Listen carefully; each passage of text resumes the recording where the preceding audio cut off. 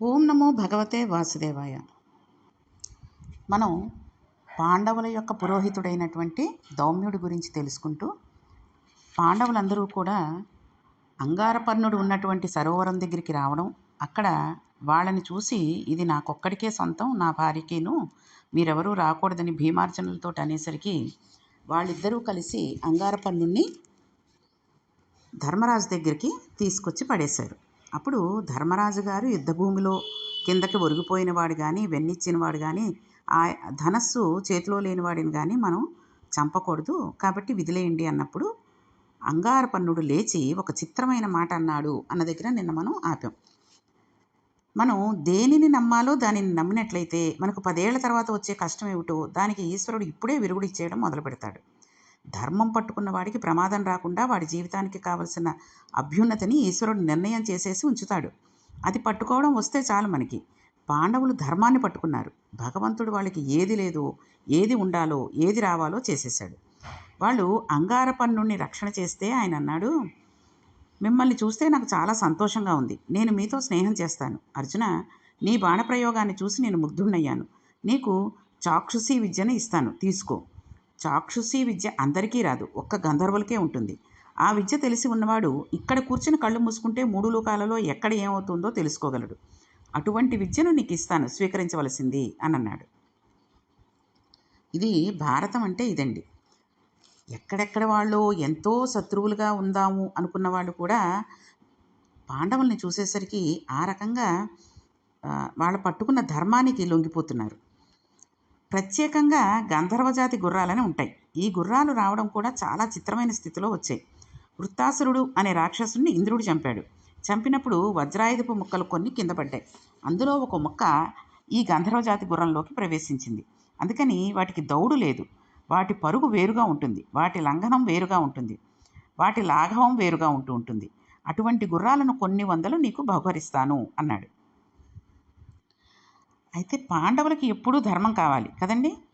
అర్జున్ని ఈ రకంగా నీకు చాక్షుషీ విద్యను నేర్పుతాను అనగానే అబ్బా నేర్పించేయండి అనలేదు ఆయన. ఆయన అన్నారు, నేను నా గురువుల దగ్గర, బ్రాహ్మణుల దగ్గర విద్య నేర్చుకుంటాను తప్పితే ఇలా అందరి దగ్గర నేను విద్య పుచ్చుకోను.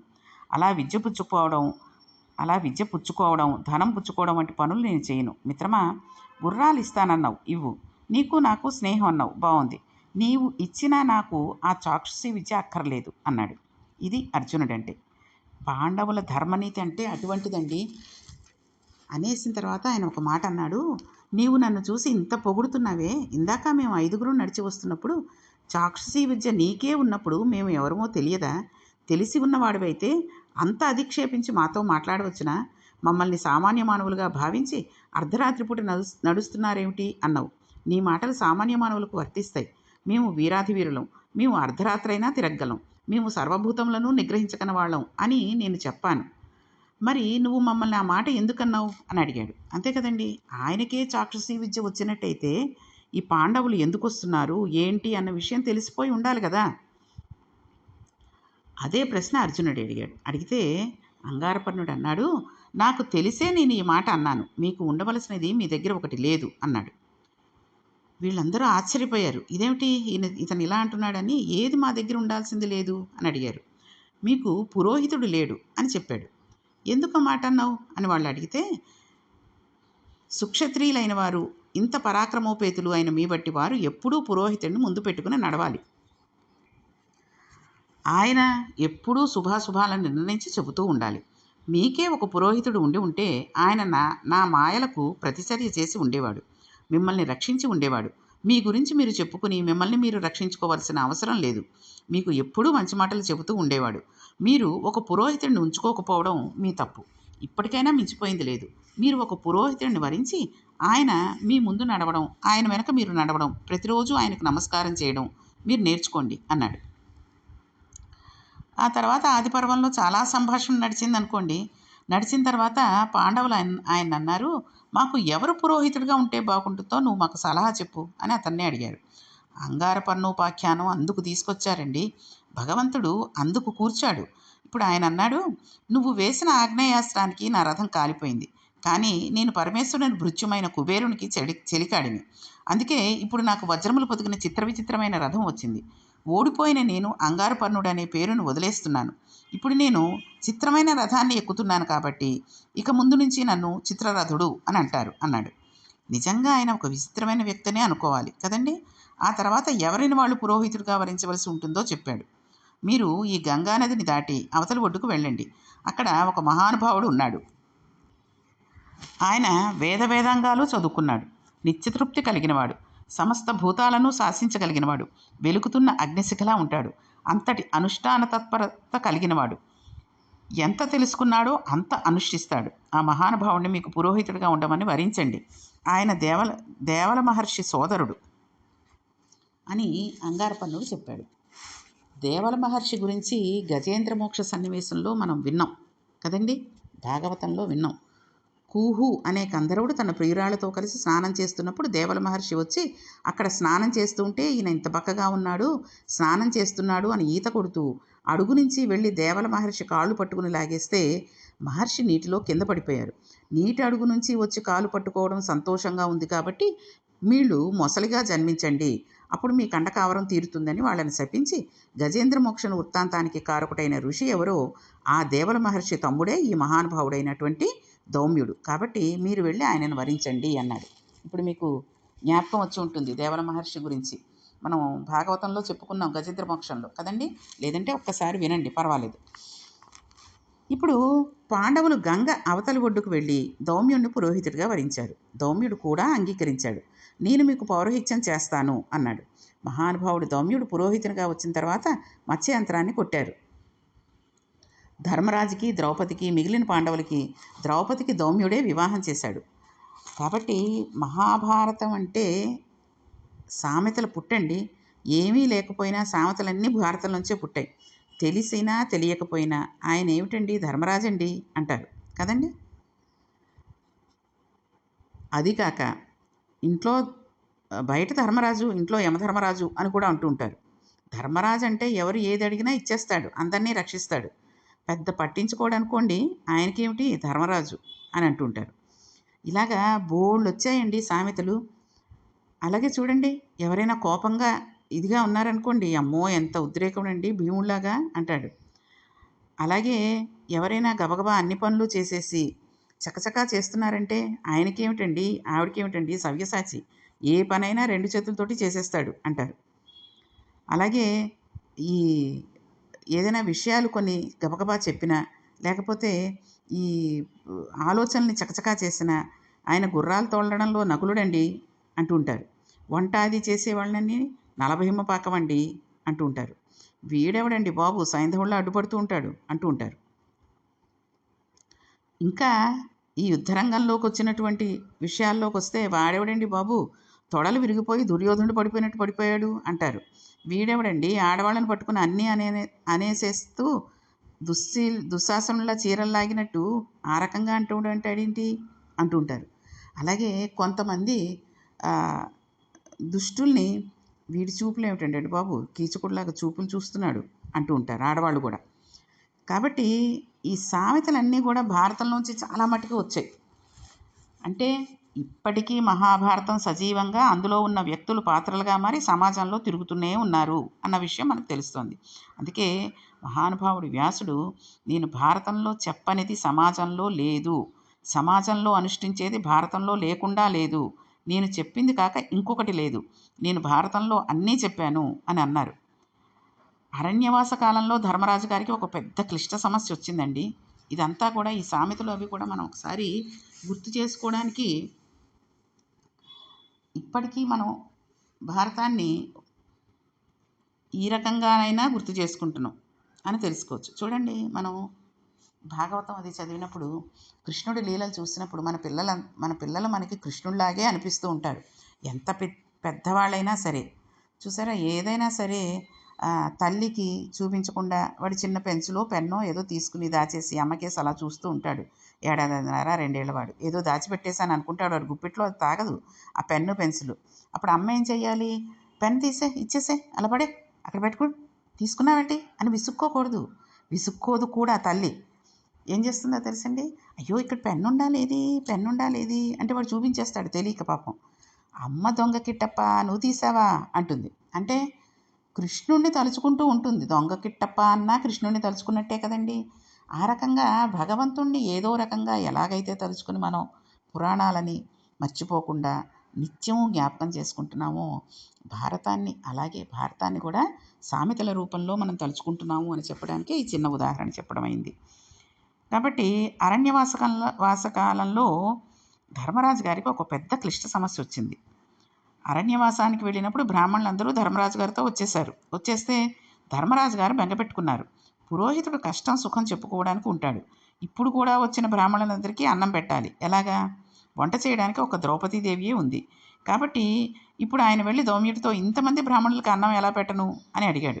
దౌమ్యుడు వేదాంగాలని చదువుకున్నవాడు. తను నేర్చుకున్న శాస్త్రం మీద, తను చదువుకున్న మంత్రం మీద నమ్మకం ఉండాలి.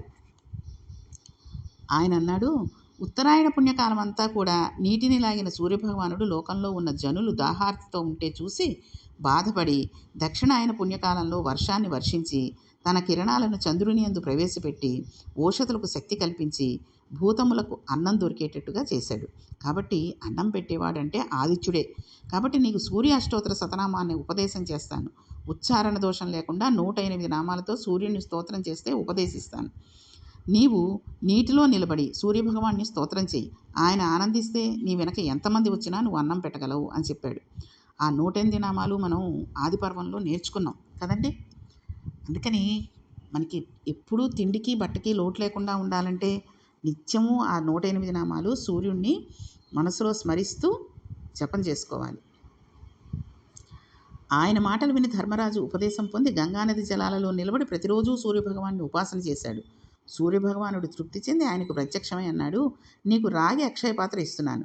ఈ అక్షయ పాత్రతో ద్రౌపదీదేవి వంట చేస్తే ఎంతమంది తిన్నా సరిపోతుంది. ఎంతమంది తినినా అబ్బా ఏం వంటండి, ఎంత బాగుందండి అని అనిపిస్తుంది. అలా ఉండేటట్టుగా నీకు నేను అక్షయ పాత్రని ఇస్తున్నాను అన్నాడు. ఆ అక్షయ పాత్రతో పాటే 12 సంవత్సరాల అరణ్యవాసంలో ఎంతమంది బ్రాహ్మణులకో ఎంతమంది అతిథులకో నిత్యతృప్తులు అయ్యేటట్లుగా ధర్మరాజు గారు అన్నం పెడుతూనే ఉన్నాడు. ఒక పురోహితుడు నీకు ఉండాలని ఆనాడు అంగారపర్ణుడి రూపంలో దౌమ్యుడిని తీసుకువచ్చి పాండవుల పక్కన కూర్చోపెట్టడం ఎంత అవసరమైందో భగవంతుడు ధర్మాన్ని పట్టుకున్న వాళ్ళకు ఎలా కూర్చాడో చూడండి. కాబట్టి భగవంతుడు మనకి మేలు చేస్తాడు అనేది ఎప్పటికీ సత్యం, మనం ధర్మంగా ఉండి న్యాయంగా ఉంటే. కాబట్టి దౌమ్యుణ్ణి వాళ్ళకి అంగారపర్ణుడి రూపంలో కుదిర్చాడు. అదే దౌమ్యుడు మరొక పనిని కూడా చేశాడు. సైంధవుడు ద్రౌపదీదేవిని అపహరించి తీసుకువెళ్ళిపోతున్నాడు. అక్కడ ఎవరూ లేరు. పాండవులందరూ వేట నిమిత్తం తలకు దిక్కుకు వెళ్ళారు. అప్పుడు ఆవిడ దౌమ్యుడిని ప్రార్థన చేసింది. సైంధవుడు నన్ను అపహరించి తీసుకువెడుతున్నాడు, దౌమ్యుడా నన్ను రక్షించు. మహాపతివ్రత అయిన ద్రౌపదిని రక్షించాలని దౌమ్యుడు సైంధవుని రథం వెంట కేకలు వేస్తూ పరిగెత్తాడు. వెనక నుంచి పాండవుల రథం మీద వెళ్ళి దౌమ్యుడు వెడుతున్న దారిలో చూసి దౌమ్యుడికి నమస్కారం చేసి, అయ్యా ఇంక మీరు పరిగెత్తకండి, ఇక్కడ ఆగిపోండి, మేము వెళ్ళి వాడి సంగతి చూస్తామని చెప్పారు. ద్రౌపదీదేవి సంరక్షణ ఎందుకు కూడా దౌమ్యుడు అంత గొప్ప పాత్ర పోషించాడు. కిమ్మీరుడు అని రాక్షసుడు ఉండేవాడు. పాండవుల అరణ్యవాసంలో నడిచి వెళ్ళిపోతుంటే బకాసురుడి సోదరుడు కిమ్మీరుడు వాడికి అడ్డు వచ్చాడు. ఆయనది ఒక విచిత్రమైన మాయ. ఆయన అసలు మనుషులకి కనబడడు, అపారమైన స్వరూపం. అటువంటి స్వరూపంతో పాండవులకు అడ్డు వచ్చి నిలబడ్డాడు. అప్పటికి దుశ్శాసనుడిని చంపితే తప్ప తాను జడ వేసుకోను అని ప్రతిజ్ఞ చేయడం వల్ల ద్రౌపదీదేవి జుట్టు చెదిరిపోయి ఉంది. అతడిని చూసి భయపడింది. ద్రౌపదీదేవి అంటే సామాన్యురాలు కాదండి, ఆమె అబల అని మనం అనుకోకూడదు. ఈ సంఘటన చూసి కీచకుడు కాళ్ళు చేతులు పొట్టలోకి జొనిపి మాంసపుద్దగా చేసిన తర్వాత కాగడా వెలుతులో అటువంటి కీచకుడిని చూసి సంతోషించింది ఆవిడ. ద్రౌపదీదేవి అంటే అంతటి ధీరపత్ని కూడా. అయితే ద్రౌపదీదేవి అంటే మాటలు కాదు. అటువంటి తల్లి కిమ్మీరుని చూసి కళ్ళు మూసుకుంది. ఆ మాయ తలిగితే తప్పితే ఎదురుగుండా నిలబడి రాక్షసుడు ఎవడో తెలియదు. ఇప్పుడు దౌమ్యుడే రక్షోఘ్న మంత్రాన్ని వేసి రాక్షసుని మాయ చెదిరిపోయేటట్టుగా చేసి కిమ్మీరుడు కనబడేటట్టుగా చేస్తే భీముడు వెళ్ళి కిమ్మీరుడిని చంపాడు. ఇలా మహాభారతంలో దౌమ్యుడు ఎప్పుడూ పాండవులను వెన్నంటి ఉంటాడు. ఎన్ని రకాలుగానో వాళ్ళకి రక్షణ చేశాడు. విరాట పర్వంలో పాండవులందరూ అజ్ఞాతవాసంలోకి వెళ్ళిపోతే వాళ్ళ అగ్నులను పాంచాల దేశానికి తీసుకువెళ్ళి ఆరాధన చేసినవాడు కూడా దౌమ్యుడే. ఇంటి పురోహితుడు ఆయనే ఉప పాండవులకి నామకరణం చేశాడు. కురుక్షేత్రంలో అనేక మంది వీరులు తెగటాతిపోతే అంత్యేష్టి సంస్కారం చేయడానికి మంత్రములన్నింటినీ చదివిన వాడు కూడా ధౌమ్యుడే. కాబట్టి ధౌమ్యుడి పాత్ర సామాన్యమైనటువంటి పాత్ర కాదు. అందుకని చూడండి, మనం కూడా ఇంటి పురోహితులు అని మన అత్త మామగారులు కానీ వాళ్ళ తల్లిదండ్రులు, అంటే మన మామగారి తల్లిదండ్రుల దగ్గర నుంచి ఉండేటటువంటి ఒక కుటుంబం పౌరోహిత్యం చేస్తూ ఉంటుంది. వాళ్ళు ఇంచుమించుగా వాళ్ళ అప్పటి ఆ తండ్రి తర్వాత కొడుకు తర్వాత మనవడు అలాంటి స్థితికి వచ్చే సమయంలో మనము వాళ్ళు సమానమైన వయసులోనే అయినప్పటికీ వాళ్ళని ఏరా ఒరై అంటూ మాట్లాడడం కాకుండా ఒక ఇంటి పురోహితుడిగా మర్యాద ఇచ్చి ఏదైనా శుభకార్యం జరుగుతున్నప్పుడు అక్కడికి వెళ్ళి వాళ్ళకి పంచల చాపు, చీర, జాకెట్టు ఇచ్చి మేము ఫలానా కార్యక్రమం మొదలుపెట్టాలి అనుకుంటున్నాం మీ చేతుల మీదుగా, కాబట్టి మీరు వచ్చి ఈ పూజని కానీ, ఈ వ్రతాన్ని కానీ, ఈ నోమును కానీ, ఈ ఏదైనా ఒక సందర్భంగా అంటే గృహప్రవేశం అవనండి, పెళ్ళి అవనండి, ఉడుగు అవనండి, ఏదైనా సరే మీ దగ్గరకు వచ్చి కూర్చుని మా దగ్గర ఉండి చేయించాలి అని మర్యాదగా వెళ్ళి పిలవాలి తప్పితే మన వయసు వాడే మనతో కలిసి ఆడుకున్నవాడే అని ఆ సమయంలో ఒరే వచ్చేసి ఫోన్ చేసేసి మనం ఒరే వచ్చి పని అంతా చేసి పెట్టాలిరా, తర్వాత చూసుకుందాం మిగిలిన విషయాలు అనేసి ఫోన్ పెట్టేయడం కాదు.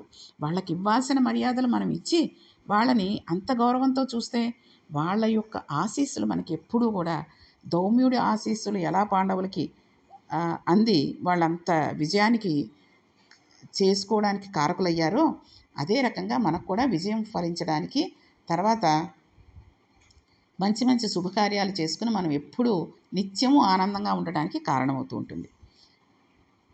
ఇంకా విరాట పర్వంలో ఎంతో నిరాశ స్థితిలో ఉన్న ధర్మరాజుతో మాట్లాడాలి అంటే ఎవరు పడితే వాళ్ళు మాట్లాడడం కుదరదు. ధర్మరాజు గారికి బోధ చేయడం అంటే మాటలు కాదు కదండి. ఇప్పుడు ధౌమ్యుడు లేచి ధర్మరాజుతో అన్నాడు, ఏమయ్యా ధర్మరాజా, ఇది నీ పేరుకే, నీ కీర్తికి, నీ శోభకు తగిన పనేనా? నువ్వు ఇంత దుఃఖిస్తున్నావా? మా అంత కష్టాలు పడ్డవారు ఎవరైనా ఉన్నారా అని అడుగుతున్నావా? అసలు ధర్మాన్ని నిరూపించడంలో మారుపేరు ఎవరు అని అడిగితే నీ గురించే చెబుతారు. ఎవరు మహానీయుడు అంటే నీ పేరు చెబుతారు. ఎవరు సత్కారమ్మ వలంబకుడు అంటే నీ పేరు చెబుతారు. ఎవడు తత్వ పరిజ్ఞానం ఉన్నవాడు అంటే నీ పేరే చెబుతారు. ఇన్ని తెలిసి ఉన్నవాడివి, ఇంత గొప్పవాడివి నువ్వే కదిలిపోతే నీ తమ్ముళ్ళు ఏమైపోతారు? ధర్మరాజా, నువ్వు ఇలా మాట్లాడవచ్చునా అంటూ ఒక అద్భుతమైన మాట అంటాడు.